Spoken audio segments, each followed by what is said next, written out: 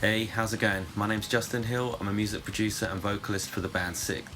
For all the guitarists and fellow producer mixers out there, I want to talk a bit about STL Tones and their plugin Amphub, which now features 4 official Zilla Cabs built into it. And I'm proud to say all the IRs for this were created and captured here in my studio. For me, this was a really exciting project to be involved with. I've used Zillas for years, taken them to all my sessions, and they feature on a lot of albums I've produced. We even use them for SikTh, both live and on record. So it's pretty amazing for me to see something I've been part of now in a plugin I use daily. So let's take a look. Okay, so let's have a look at Amphub. If we go to the cabinet page, we can now see that there's some Zillas in here. So first off, there's the 1x12 compact, which has a 30-watt greenback cone in there. Then there's the 1x12 dinky, which has the 75-watt creamback in it. Further down the menu, you find the 2x12, there's the Fat Boy with the Vintage 30, and lastly, there's the Studio Pro with a Neo Creamback 60-watt in it. Now, STL wanted to go to town and have 12 mics available for each cab. We've got some condensers, dynamics, and lastly, a ribbon available for all of them. So, for the purpose of this demo, I'm not going to play guitar. I've got a session open from SikTh. The song's called Philistine Philosophies. And just to explain, we did use a Zilla in the studio when we were recording this, but I've sacked off all the microphones and I am just going to use the DI with just Amphub on it. Yeah, there's a bit of mastering that you're going to hear everything through, but the main thing is the only plugin we're using is Amphub, so there's a DI in all its glory. And yeah, we're going to throw Amphub on. We've got, typical 808 into a 5150 style amp into our Zilla Studio Pro with a 57. So let's hear how it sounds.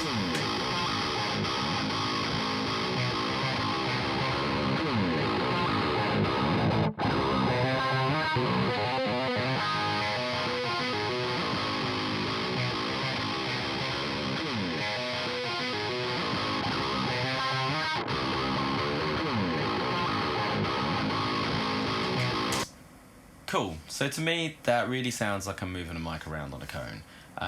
Just to explain what's happening under the hood in this plugin, it's not some witchcraft with some EQ. They are using loads of IRs, and what's happening is they're swapping between IRs. So basically, yeah, this is the closest thing that you can get to really being in a room with a mic on a cone in a plugin. It's pretty impressive.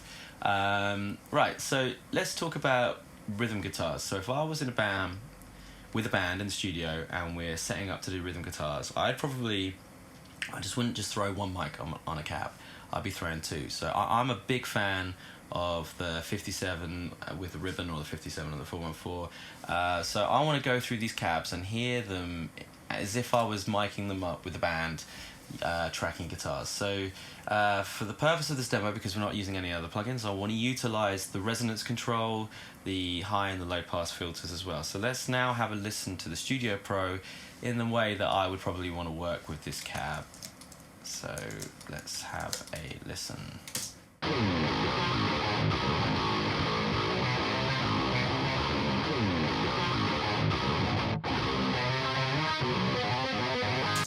Awesome. Right, let's have a listen to the Fat Boy.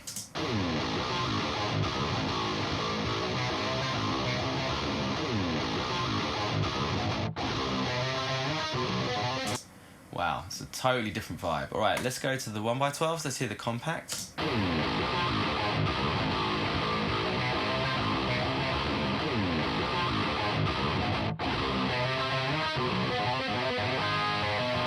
Yeah, that's what I'd expect from a 1x12, a bit more mid-range focused. Okay, so then lastly, let's hear the dinky.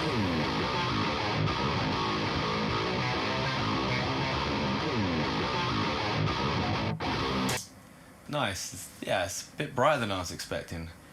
Awesome. So yeah, there's a lot of different flavors between those 4 different cabs. I'm really enjoying what they're doing with those rhythm tones.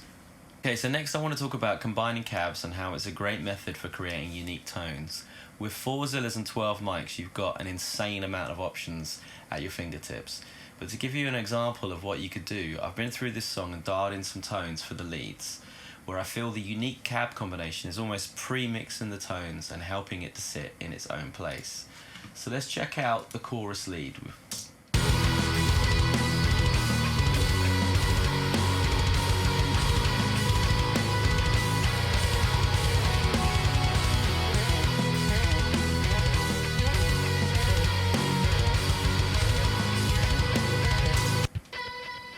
Okay, so I've actually left the Studio Pro on the rhythms.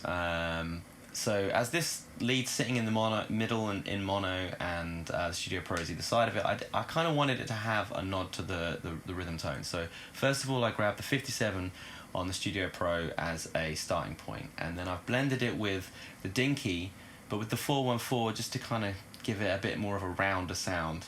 And then I've also pulled the mics back using the distance, but obviously keeping it locked between the two so that the phase relationship's perfect, and then obviously pulling it off axis using the angle just to give it a softer, darker tone. And yeah, I'm quite happy with how this is kind of sitting in mono between them. Alright, next up, let's have a look at the bridge lead.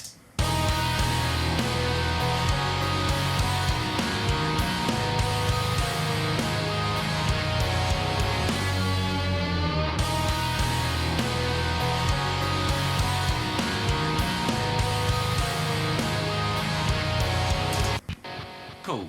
So a slightly busier lead, but still quite anthemic and epic. But this time double tracked, so it's sitting kind of close to the rhythm. So I've gone for both the 1x12. So I've got the compact with the 421, so it's a bit more gnarly and immediate sounding, but then blended it with the Dinky with the 414. Again, I've pulled the mics back just to give it a bit more air, and then obviously pulled them off axis just so they're a bit darker. So yeah, I'm not looking for them to be as immediate as the rhythms. I'm looking for them just to generally be a bit smoother sounding. And then lastly, we've got the sort of percussive driven lead straight after that.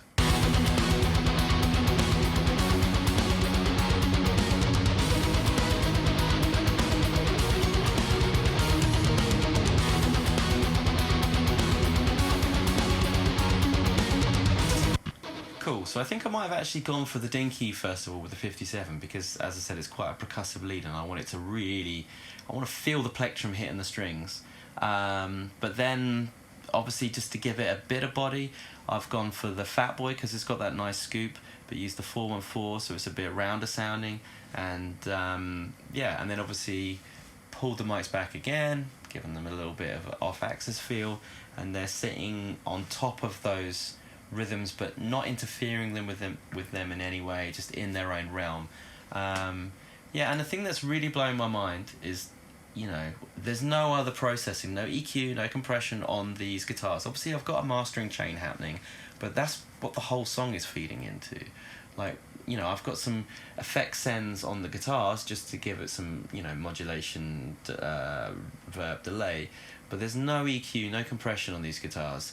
It's the choice of cabs which is really kind of sitting them in their own realm and helping them to feel like they're mixed. So yeah, that's kind of blowing my mind a little bit, to be honest. But yeah, well, hopefully this video is inspiring for you, and if you haven't already checked out Amphub, head over to STL Tones and yeah, have a go. What an amazing creative tool. Alright, cheers. Thank you.